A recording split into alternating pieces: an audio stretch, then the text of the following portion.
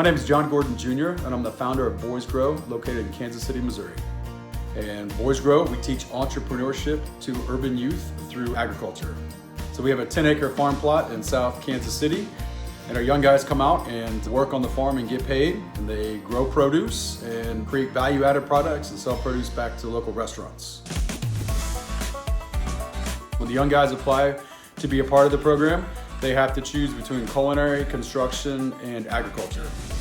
And every day on the farm, each of the core teams have something to do on the farm.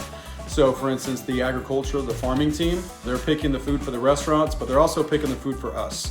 And then the culinary team actually prepares the meal for the entire crew in the summertime.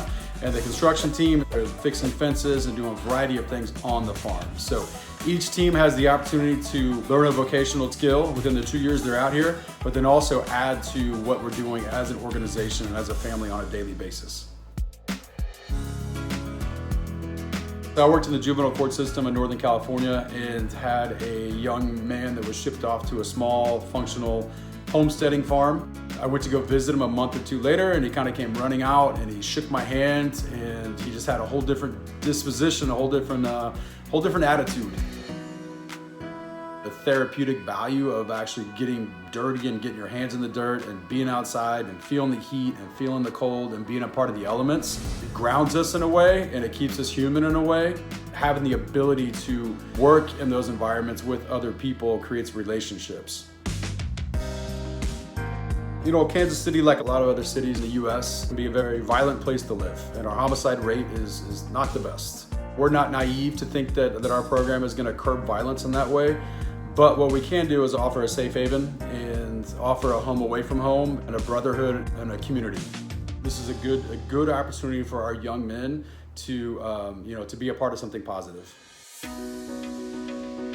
The efforts that we make out here at Boys Grow goes well beyond just the youth.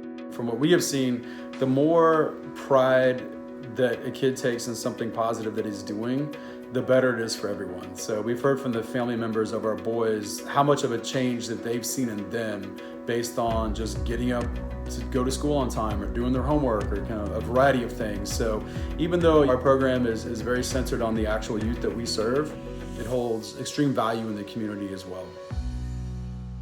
What specifically were you doing in the juvenile justice system before you came to this, and are you still a part of that system too, or is this full time for you now? Because it seems like this program is really successful.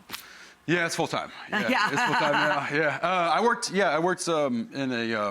with juvenile court kids, foster kids. Gotcha. So the specific kid that really kind of sparked the interest in this program was a kid. He was 14 years old, foster kid, bounced around. At that point, was definitely kind of running with the wrong crowd, and got shipped off to a small farm, like we heard the video. And at that point, it kind of something just resonated with having the structure and the discipline and the really the expectations to actually be a part of something like that.